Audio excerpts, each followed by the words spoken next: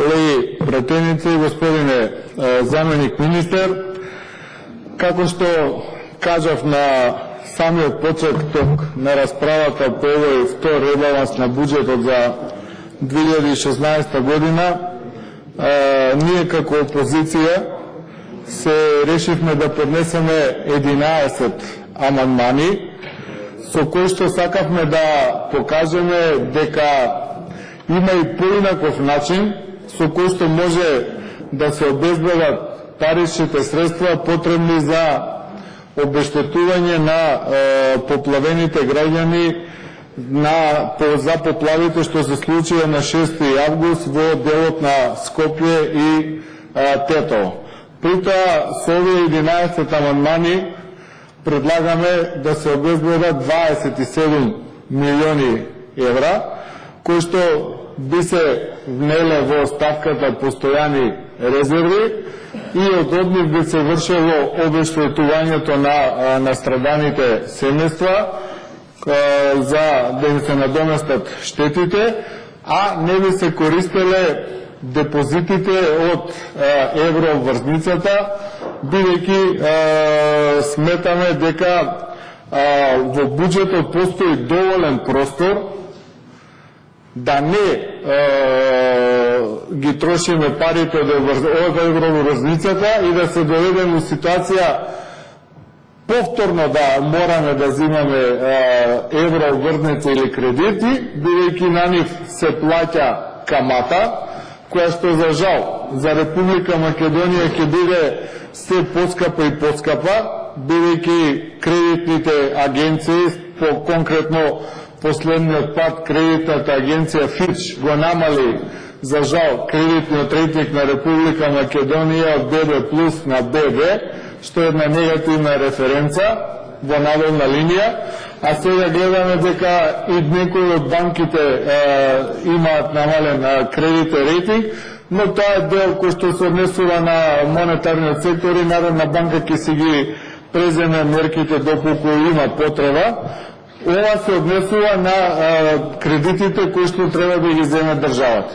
Не е добро да парите од евроврзницата, вие сега целосно со ребалансот предлагате да ги повлечете сите преостанати пари од евроврзницата и со тоа да ги обештетите граѓаните и на тој начин да се доведеме во ситуација за брзо време, веројатно почетокот на наредната година или во скоро време да повторно мораме да издаваме евроврзница, која што ова беше со 5,6% камата, наредната, имајќи во предвид намалениот кредитен рейтинг, голема е веројатноста да биде и по-скапа. И затоа предлагаме со заштеди во самиот буџет, во ставките каде што сметаме дека постои простор да се одвојат парични средства, да тоа се направи и да не доведуваме Република Македонија пред ново задолжување и парите од евроврзницата да ги искористите како влада за некој капитален проект кој што би придонел за побрз развој на македонската економија или за приходи кои што би ја покриле каматата и не би се довеле во ситуација да парите бидат потрошени како за досега за голем дел за непродуктивни расходи. И затоа со оваа амандманска расправа токму тоа сакаме да го покажеме и денеска ќе почнеме со амандманите.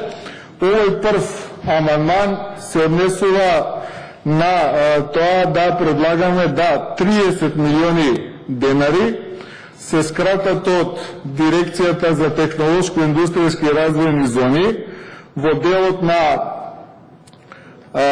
други тековни расходи и да се пренаменат во постојаната резерва каде што парите би се искористиле за обештетување на поплавените од Скопје и од Тетово. Ова го предлагаме затоа што сметаме дека во Дирекцијата за технолошко-индустријски развојни зони постои простор овие пари да се издвојат, да се скрати на трошењето за стоки и услуги и да може парите да одат за обештетување на поплавените граѓани. Ова го изведуваме од таму што владата на Република Македонија отвори голем број на технолошко-индустријски развојни зони. Тој концепт владата го тера од почетокот на именувањето негде 2006-2007 година.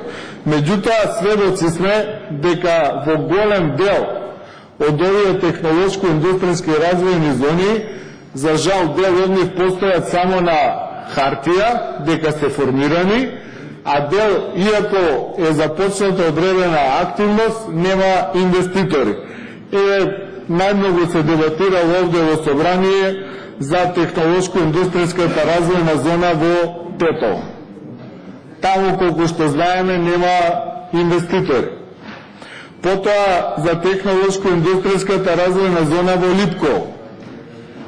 Колега Реđев, имаме на хартија технолошко-индустријска развојна зона во Липково. Вие доаѓате од тој район, кажете ми дали постои, дали има еден инвеститор во оваа технолошко-индустријска развојна зона. Потоа технолошко-индустријската развојна зона Маврово и Ростуши. Дали таму, колеги противници, има инвеститори? Дали постои оваа технолошко-индустријска развојна зона? Понатака и технолошко-индустријската развојна зона во Берово. Дали таму постои странски инвеститор? Ги спомнувам од поголем дел на Република Македонија и од исток и од запад, за да може да видат и да слушнат граѓаните дека овие пари кои што ги бараме не се пари кои што не постојат. Кои што пари постојат, меѓутоа нема да се искористат во она за што е наменето, бидејќи овие технолошко-индустријски развојни зони постојат, но не функционираат. Функционираат Скопје 1, Скопје 2, функционира технолошко-индустријската развојна зона во Штип, функционира во Прилеп, во Кичево мислам дека има инвеститор и во Охрид. Во Велес ама нема технолошко-индустријска развојна зона. Значи, збориме за технолошко-индустријска развојна зона. Тие функционираат, а на хартија ги имаме многу. И затоа сметаме дека овие 30 милиони денари можат да се скратат од оваа дирекција, а да се пренамена за оштета на поплавените. Доколку во иднина, сите го посекуваме тоа, се јави интерес од странски инвеститори за вложување во овие технолошко-индустријски развојни зони, има простор, господине заменик министер, да се определат средства и да се опремат технолошко-индустријските развојни зони, но во овој момент, за жал, и на тоа поле Република Македонија покажува слаби резултати во привлекувањето на странските инвестиции и затоа се одлучивме да дел од парите кои што Дирекцијата за технолошко-индустријски развојни зони ги има во ставката стоки и услуги. Во буџетот се предвидени 57 милиона 573 илјади, ние да ги намалиме на 27 милиона 573 илјади, односно 30 милиони денари да ги пренамениме за